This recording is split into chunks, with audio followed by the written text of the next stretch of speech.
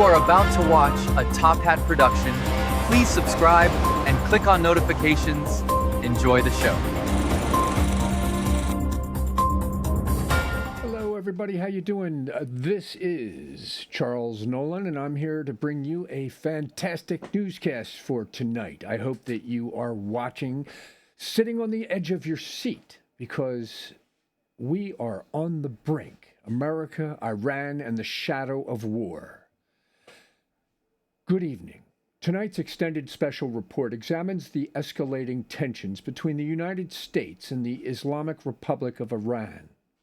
The leadership decisions shaping this confrontation and the human reality faced by millions of Iranian citizens living under economic strain, political repression, and uncertainty about the future. Iran's ultimate authority rests with Supreme Leader Ali Khamenei, who controls the armed forces, judiciary, and state security apparatus.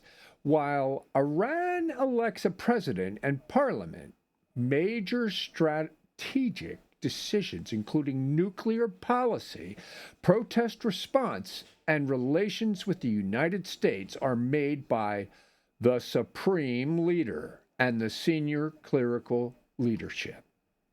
Opposite Tehran stands U.S. President Donald Trump, whose administration has maintained intense economic sanctions and military deterrence in the region. The White House says the goal is to prevent Iran from obtaining nuclear weapons and to curb its influence across the Middle East. Iranian leaders call the pressure campaign economic warfare. But beyond geopolitics lies a deeper story, the experience of ordinary Iranians. Years of sanctions have weakened the economy, driven inflation, and reduced access to imported medicine and goods. Many families struggle to afford basic necessities. Young people face unemployment and limited prospects, fueling frustration that has periodically erupted into protests. Large demonstrations in recent years have been sparked by economic hardship, political repression, and demands for greater personal freedoms. Women, students, labor groups, and ethnic minorities have all taken part. Protesters have called for accountability, social reforms, and an end to strict enforcement of social codes. Security forces have responded with mass arrests, internet shutdowns, and heavy policing. Human rights organizations report that many demonstrators have been detained, and some have faced harsh sentences. Iranian authorities argue they are protecting national stability against what they describe as foreign-backed unrest. Despite the crackdown, smaller protests and acts of civil resistance continue to appear in different cities. The level of visible unrest rises and falls, but underlying dissatisfaction remains widespread, particularly among younger generations, connected through social media and satellite broadcasting.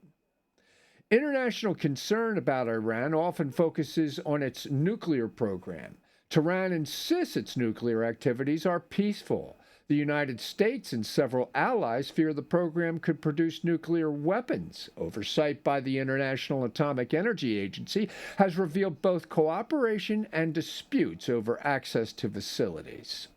Diplomatic efforts frequently move through the United Nations, where resolutions call for transparency and limits on enrichment. Yet divisions among global powers have made enforcement inconsistent, leaving negotiations fragile. Meanwhile, regional tensions remain high. Iran supports allied arms groups across the Middle East, a strategy designed to project influence without direct confrontation. The powerful Islamic Revolutionary Guard Corps oversees many of these operations, as well as internal security responsibilities. U.S. officials say these networks threaten American forces and allies. Iran argues they provide strategic defense against hostile neighbors. Flashpoints include shipping routes through the Strait of Hormuz, where confrontations at sea have periodically raised fears of wider conflict. Back inside Iran, citizens face the consequences of isolation. Currency fluctuations and shortages have forced many businesses to close. Educated professionals often seek opportunities abroad, contributing to a brain drain that weakens long-term economic prospects. Women have been at the forefront of social protests, challenging restrictions on dress codes and public behavior. Students have organized demonstrations demanding academic freedom and economic reform. Workers have staged strikes over unpaid wages and unsafe conditions. Authorities maintain tight control through surveillance and policing, yet dissent continues in quieter forms: graffiti, online campaigns, and cultural expression. Many Iranians say they want change but fear the consequences of open defiance. What actions are being taken against the United States? Iran has relied on asymmetric tactics, cyber operations, regional proxies, and strategic pressure points, rather than direct warfare. Officials in Washington say these actions target U.S. interests and allies across the region. In response, the United States maintains sanctions and a significant military presence, including naval forces and air defenses. Supporters say deterrence prevents escalation. Critics warn it increases the risk of accidental conflict. Regional powers such as Israel and Saudi Arabia strongly oppose Iran's regional ambitions and support firm measures to limit its influence. Other nations attempt mediation to prevent a larger war that could destabilize global energy markets.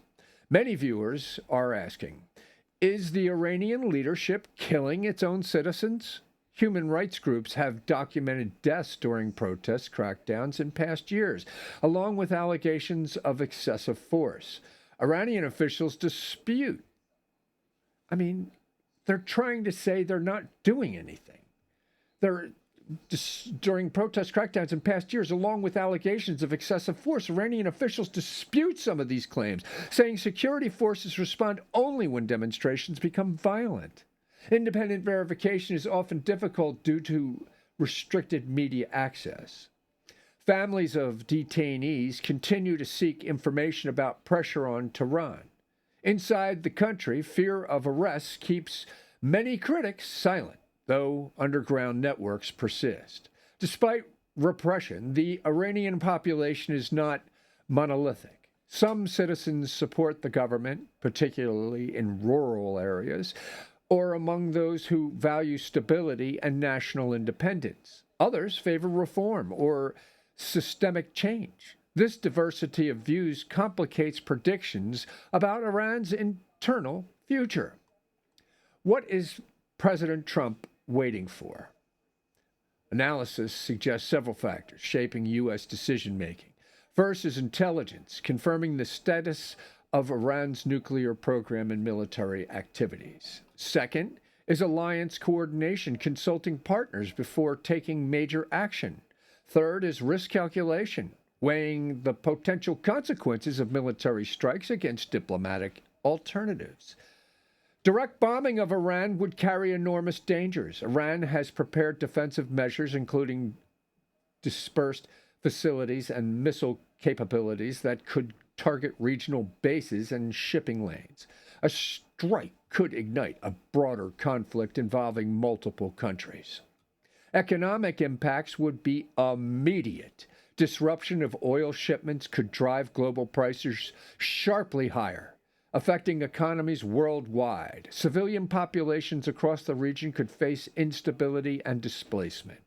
For this reason, many officials emphasize diplomacy as the preferred path. Negotiations, even indirect ones, aim to reduce tensions and establish limits acceptable to both sides. Progress is slow, often interrupted by new incidents or political pressures. Meanwhile, ordinary Iranians watch events with mixed emotions: fear of war, frustration with economic hardship, and hope for a future less defined by isolation.